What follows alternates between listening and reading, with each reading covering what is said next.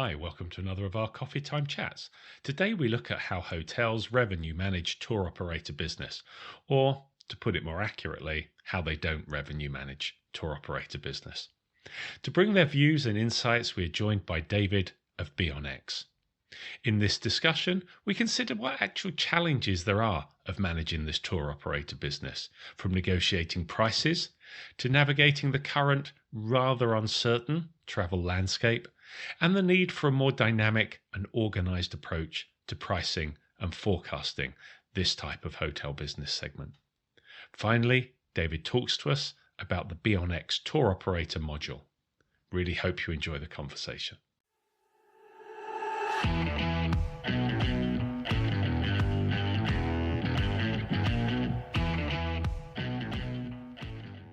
Hi, David. Good to see you again. Thanks for joining us today. How are things for you? You well?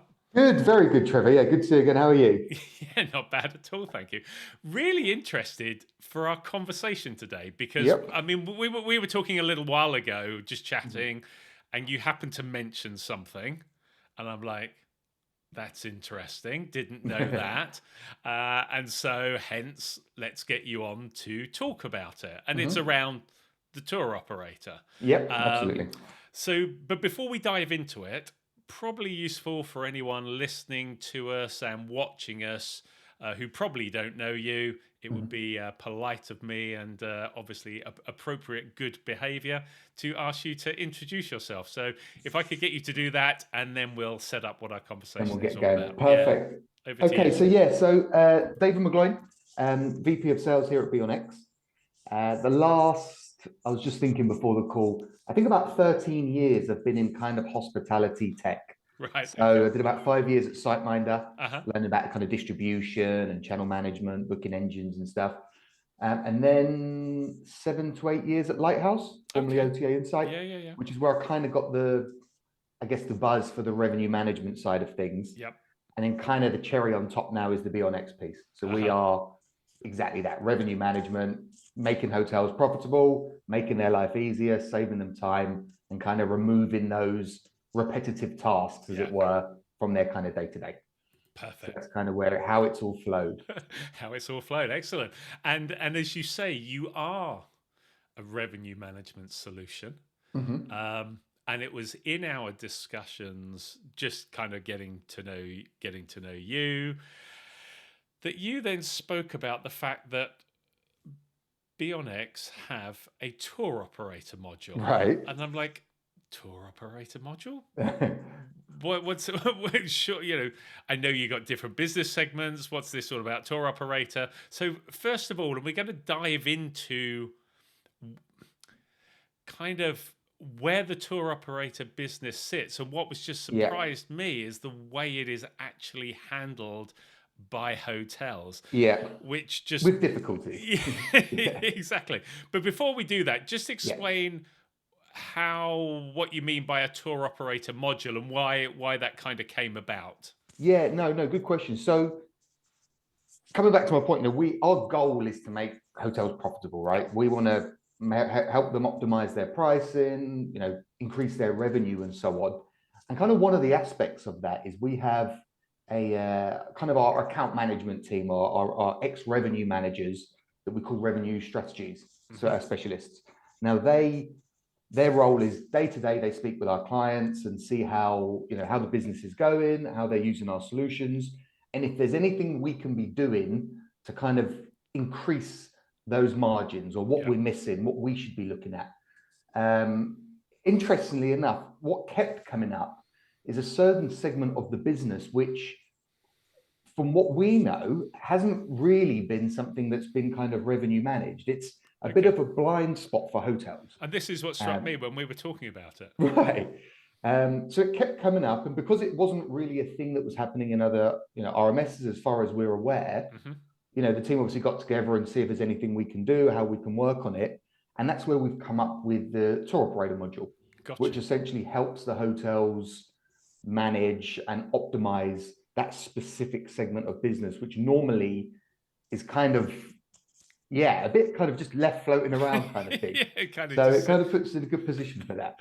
okay. All right. So let's kind of go back a bit and set the scene. Hmm. And okay, we talk about business mix, group business, transient business, leisure. Here's the tour operator business. So what is tour operator business? Let's Yeah. get to the crux of that to start with. So I guess what's interesting is it traditionally how it started was, you'd get hotels, maybe seasonal hotels that Hmm. might be open for a period of time and then Yep. they'll close for a period of time. Okay. Yep. As that season would kind of come back around, the hotelier would sell in bulk a bunch of their rooms Hmm. at maybe a certain given rate, a certain allocation or allotment of rooms, to kind of, I guess, get that money in right away, remove the risk, employ the staff, and get kind of the show started in a way. Yeah. Makes sense. That's kind of evolved whereby, as OTAs are around, GDS, OTAs, everything like that. Hmm. But that segment of business is still there. It's still very relevant for hotels. Yep. Obviously, the use case may have evolved over the years, and maybe the reliance isn't always on removing the risk or Sure. or whatever. But it's still, in some cases, a large piece of business for hotels. Yeah. Absolutely. So that's kind of how it started, and it's kind of evolved through now to, you know, some hotels might have a large part of their business, some a lot smaller, but it's normally there as a segment of hotels business. Well, I was going to ask about that because there was it oh god, my mind's gone now. Was it Thomas Cook that Yep. fell that went bang or whatever and Yep. that like the ripple effect that went through quite a large number, certainly in the Mediterranean Right. region of hotels that were very heavily reliant. So what's the I mean, what kind of percentages? What do you see? I mean, as you say, this is Yeah. obviously coming back from your clients. Some is it 10%? Is it 15%? Are some still at sort of 80, 90% of the So business? What are we looking at here? really good question. So I actually spoke with the hotelier the other week. I'm trying to think what it was now. I think they were in Mauritius. Uh-huh. They had a 90% tour operator. 90. Yeah, which is it. I mean, that's very excessive. We don't see Yeah. that very often.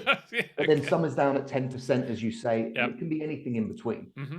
But even if you're, let's just say it's 20% of your business, Yep. and at the minute you're kind of, you're managing it, Yep. you're not optimizing it. Now, the change from managing to optimizing can have a huge, significant difference in the revenue your hotel receives, right? Mm-hmm. So Mm-hmm. I guess it's what we're trying to help hotels do is move away from just managing to make them optimize. I've got you. Okay, so we I've know got you. that increase they can see can make a good difference there. That makes sense because I guess even if only 20, 25% of your business is Right. tour operator business, if you can increase that by a few percentage 20, 30, points, 40%. yeah, Yeah, right. that's going to make a big difference, isn't it? Yeah, Because I exactly mean, that. So it's a decent chunk. yeah, because I mean, typically, I guess when we're looking at what is normally, well, you take us through. Yeah. You're the expert in this. So if we look at a hotel business mix, what are the areas that are typically revenue managed or optimized, if we Right. put And it that way? yeah, you're kind of looking at your online sources here. So we're looking Hmm. at our groups. Yep. Of course, you're getting the groups in, you're putting the quotations out, making sure it's profitable business for you. Hmm. Your transient business coming in, your corporate business coming in. Hmm. So when you're kind of there, really where you're looking at. Yep. And obviously, what you want to do is make sure you can holistically manage it. So it's Yep. kind of moving from just operating with some segments of our business that we're getting as profitable as we can, to Gotcha. now looking at kind of the whole piece of the cake, essentially, right? It was funny because what was going through my head is here we are. Everyone's been talking about total revenue management for goodness knows how many Yep. years, and then 2 weeks ago we're talking about an area of the business mix that isn't That even hasn't been revenue totally management. It's right. like we forget all the other parts of revenue. How about just dealing with your rooms revenue, Amazing. but get all of it first and Yeah, foremost? So very how good point. how how is it priced? How do people deal with tour operator business? Well, traditionally, there's a couple of things to it. Okay, Uh so huh. firstly, it's normally a piece of business that's quite unorganized. When Okay. we speak to a lot of partners, they might say, hey, look, we've had a whole bunch of these kind of contracts that may have been signed with a wholesaler and a specific, partner of ours. Mm-hmm. Maybe we haven't organized it very well, or someone may have left the company, they may have had access to the contract, or we don't have it documented in an easy, kind of worksheet. Mm-hmm. That's kind of at the worst end of things. Yeah. To kind of at the better end of things, people might have it in a nice kind of Excel sheet, and it shows when they're how many rooms they've booked for each of their allotments, or Got you. when the free sale opens up. Yep.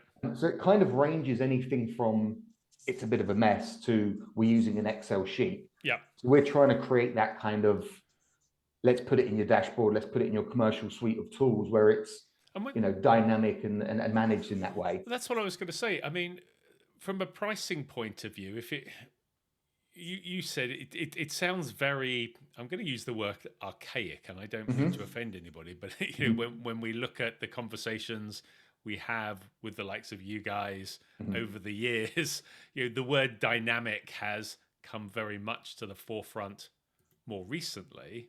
But that's not the impression I'm getting from you, that's how they price this business. It's almost like that's the cost and that's the cost.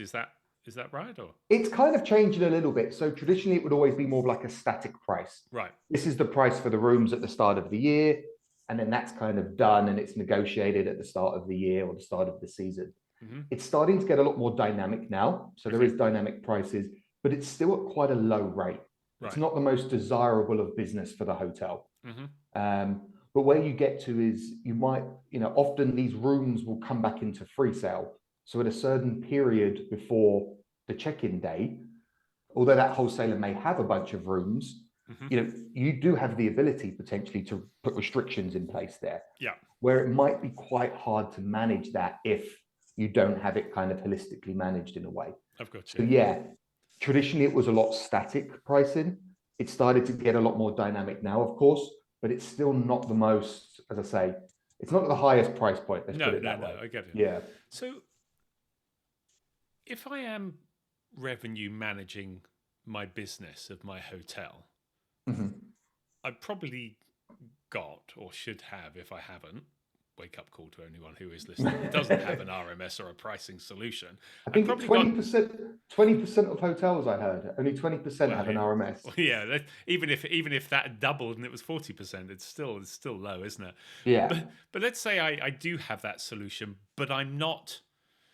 But by what you're saying, I'm not bringing my tour operator business into that. I've got my groups, I've got my transient, I've got my corporates, but this kind of lump of business is sitting over here somewhere.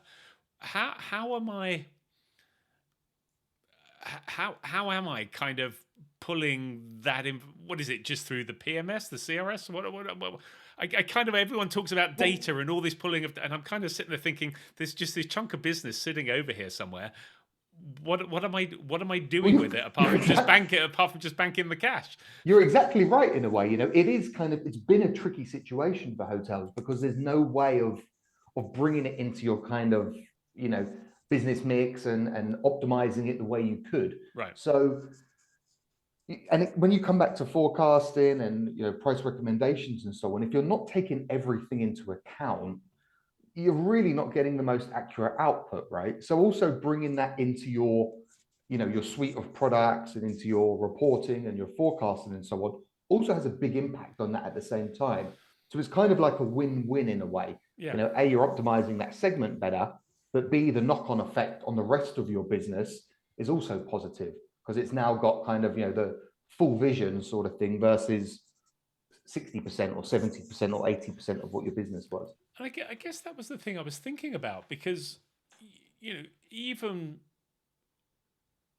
we've got some very complicated RMS solutions, lots of layers to them, and then we've got some more simplified solutions, more pricing solutions. But all of them rely on having data, or providing some kind of forecast or some kind of pricing suggestion. But that is obviously got to be based on all of your inputs bookings. and factors and whatever. Yeah. But if you got, if you're a 200 room hotel and 25% of your business is through tour operators, and you're not bringing that business into some form of technology, then my quick maths is there's 50 rooms, 50 rooms a night Right. that are not being brought into that. Accounted for and managed and But I mean, optimized and so on. am I just being? Am I completely missing the plot here, or No, you're is correct. that the reality? So It is the how can you reality. forecast? Well, this is the interesting part of it. So now, obviously we're letting the tool do its work, Yeah, yeah, and yeah. the output of that is better because it's taken everything into account. So you're Sure. exactly right. It does have a big impact. So that's why it's kind of a bit of a win-win. And yeah, for our partners that were asking for it when we released it, it was like, wow, this is a game changer. This helped us out in various different aspects of our business. So yeah, that's definitely a I mean, big plus there. again, just weighing up your business mix. I mean, if you're sitting there, they'll be having discussions, I guess, about the corporates, about the groups, about the transient, but yada yada yada yada, and then there's this like lump over here that's just sitting there. I mean, I'm sure it's not as simple as that. But I'm sure there are people. I'm sure these discussions are had. It was just. As you can tell by my baffled expression while we're talking about this, I just could not understand that a large, sizable number of hotels, particularly resort destinations that we can all think of that have huge tour operator business, and this is just like a set a price and away you go. the other element to it as well is the reporting aspect. So if you can imagine, hotels will, like negotiate their contracts with their partners on a Mm-hmm. set basis, however long their terms are, is if you don't have a suitable tool to manage it and report on it and see where you're winning or where you're losing, Yeah. or where you need to double down or benchmark against your own partners, you're also going into those discussions kind of without the data that you need. Mm-hmm. Whereas if you flip that on its head and you can go into those discussions with those partners with data and reporting and benchmarking against other partners, it also helps you with the negotiation Yeah, piece, right? Like absolutely. it helps you Yeah. on your terms and your contracting. So that's also kind of on the administration side that you get a little bit of a Yeah, because benefit I too. guess I guess there is a two-way, and I guess that's important to understand. That you're working with tour operators; they need a certain price. They've got to get their markup. Right. They're not going to have it as dynamic as you would do, on your website, for instance, that is constantly changing. So, yeah, that's a very valid point to Well, understand why there is a price point, but it's still a necessity to be able to enter some sort of negotiation. And if also, you they're going to adjust their pricing at peak periods as well. So why are you not getting right. why should you be having your rate, which is the negotiated rate? But when they start to get increased bookings, they're pushing up their rate. They're just increasing their margin, but you're not gaining anything further out of it. Well, if you think about it, they're kind of like a third-party revenue manager, right? Yeah, yeah, yeah. They're taking on the risk. They're Yep. getting it at a low rate, but then revenue manage it and taking the benefit. So it's gone from them being the revenue manager to you taking back kind of some of that power and revenue managing it yourself in a way. Yeah, and there's no reason to say that you can't have fixed prices over certain periods of time, but to have the same, I don't know how it's done. It just, as I say, it just baffled me, and I think what made me then want to kind of extend the conversation a little is because I can imagine years gone by, potentially travel was a very different space. Now Right. we've got currently cost of living challenges. We've got an ongoing threat and has been increasing over the years around climate change. We've certainly, for the last couple of years in Europe and now over in the Middle East as well, been affected by conflicts. Yep. This all has a knock-on effect of travel, Right. which has surely got to have a knock-on effect to tour operators, which has thereby got to have an influence down at a hotel level. So if you are not having a level of insight Control and and insight. Yeah. control, I mean, how on earth? I mean, how on earth do you forecast? How do you do your pricing? How do you take all of those factors into control without rolling it into the overall picture of your hotel? It just doesn't make much sense to me. It's interesting because, yeah, coming back to that, I think hoteliers know that we need to be way more nimble and kind Mm-hmm. of agile than previous years. Mm-hmm. Because as you mentioned, all these different factors, it seems like there's a lot of factors now. I don't recall it ever being like that when you kind of go back 5 or 6 years. I can't. But No, I have to admit. and it's about having the ability to manage and be nimble and agile when those, if something happens all of a sudden, and you want to make sure you've got control of your rates and organize management of your contracts and your rates and so on. I was actually at a breakfast session this morning Mm-hmm. for sales organizations in all different industries. Mm-hmm. So you've got kind of fintech and pharmaceutical and hospitality and so on. It was about AI, funnily enough, but it was Yeah. it was coming. One of the discussion points was on this topic, and it was like, whatever kind of industry or vertical you're in, really there's a huge push now to technology to say, we need to be prepared and, as I say, nimble, agile, and flexible, and with all the tools that we need for whatever may kind of come up next. Mm-hmm. And I think we're kind of seeing that massively in the hotel industry, aren't we? Where it's like there may have been kind of a reluctance for technology previously, but there's now a huge shift where hoteliers are kind of on board with implementing the latest tools, whether it be to cut costs, increase revenue. Kind of the end goal is normally the same, right? Yeah. So it's they're all falling into that bucket, which is a bit of a sweet spot at the minute, I'd say. Yeah. I just think it's interesting, looking at these factors, and the thing that I've heard for the last few years in all the conversations that we've had is just the amount of information that is coming in, There and is a lot. the necessity to be able to process that, recognize it, and do something about it.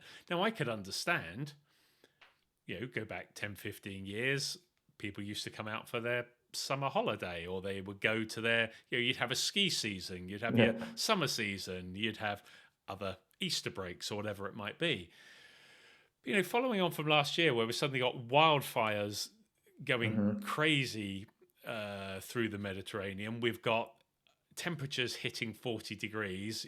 I can look at it from a consumer point of view. I'm suddenly sitting there thinking, well, previously you'd look at Greece, you'd look at Turkey, you'd look at Spain. It's like, do I want to be doing that now? Do I want to be A, stuck on an island where there may be wildfires, or do I want to be B, stuck somewhere where it's 40 degrees? Because to be honest with you, even by the pool, it's then getting still quite Intense. difficult. So suddenly you've got people are looking at different destinations. So to lock yourself in and negotiating a price, I would assume quite a distance out, without taking into account a lot more factors and How you're seeing going the to manage it. broader impact on your hotel and what you're seeing in terms of demand that might be coming through. It just seems quite risky to me. Yeah, it does. And I think that's the challenge, is that, you know, hoteliers know they want the business, they need the Hmm. business, but it's just, also need the tools and the resources to be able to manage it effectively. Yeah. So, it's not necessarily about changing your business mix or getting rid of that business, just making sure that you're in a position to, I say, effectively manage it. You've got the resources, you've got the organization, and you can get the kind of the restrictions in place as and when. If Yeah. you don't need that business, you can quite easily kind of cut it out, sort of thing. No, that makes sense. That There you makes go. sense. Tell us a bit about the module then. Okay. What is the tour module? Yeah. How would a hotelier utilize the module? Mhm. Give us an insight. Yeah. So really, I guess the heavy lifting part is putting in all your agreements and contracts. Right. Okay. So kind of day one, you're making sure the system's got all your contracts in there with your allotments, your blackout dates, your release dates, all the conditions that might be connected to these certain contracts. Right. Once it's all plugged into the calendar, you're getting alerts when your rooms can come on free sale and when your allotments hit and that sort of stuff. Okay. Which then allows you or the system to optimize this for you. Mm-hmm. So it adds it into your forecast, and it will also, recommend specific restrictions for certain days and so on. Yeah. So it's really going to help you day by day with all of those different partners and wholesalers and tour operators and so on that you'll use it. So that's kind of how it all fits in together. The system crunches all the figures. It looks at all the different data points, just like the RMS generally would. Yep. But now it's taken into account that additional piece that piece of business it wouldn't have normally looked at. Yeah. So yeah, working very well. The feedback's great, and it's filling that gap, as I mentioned, that a lot of the partners were kind of asking us for. So yeah, it's kind of important for us to keep up with that as well. And by the nature, if we go back to the beginning of our conversation, which is how did we historically always do it? We set a price, you had your contracts. Because of the nature of this relationship with the tour operators, does that mean that this module that you've now got is like, okay, yeah, that's the module, that's a bolt on, for want of a layman's term, that you have, and that's it? You put your contracts in, job done. Or is this an area that you see developing and enhancing this module further? Good question. From what we know so far, it kind of ticks the box. Unless we get feedback and says, hey, it doesn't do this, doesn't do that, whatever, then obviously we would revisit it. How can we enhance it? We always want to keep pretty nimble on that side of things. But so far, the feedback is good. So maybe my product manager might tell us something different, but from what I know, it's where it should be right now. But of course, depending on feedback from hotels, that might adjust if there's other requirements or other needs or anything we need to put into it. But yeah, so far so good. That's interesting. Very, very interesting. As I say, it was only just to have a short conversation with you just around this. I mean, it doesn't need a huge, long-winded discussion around tour operator business, but I was just fascinated to think that there was this chunk of business that just wasn't being brought into the equation when you're revenue manager. It was just amazing. But it's interesting. It's also kind of a piece of business that people were kind of expecting to kind of diminish quite rapidly. But it's also a bit like GDS. That's also something that people have expected to diminish quite quickly, but it's still a huge part of business for a lot of hotels. So yeah, it's an interesting landscape. And good on you guys for seeing the opportunity, listening to your customers, and developing a module that works for them. I mean, that's that's what you're there to do. So kudos for that. Yeah, that's brilliant. thank you. But look, appreciate your time. Thank you so much. Really interesting to hear where the tour operator business sits. That there is a solution for someone to jump on board with and help them, as you say, to generate more revenue, or at least be better optimizing the revenue that they have got at the moment. So much appreciated. Thank you. Thank you for your time, Trevor. I appreciate it at the same time. Thank you. Take care. Well, I hope that conversation was of interest, and thanks again to David for joining us. If you have any thoughts or views on this discussion, please feel free to comment below. And if you like the discussion, please don't forget a thumbs up. If you're interested in more of our videos, here is a link to our Expert Insights playlist. Here is the link to our Coffee Time Chat playlist. And here is the button if you'd like to subscribe so you don't miss out on future videos. Thanks again for watching.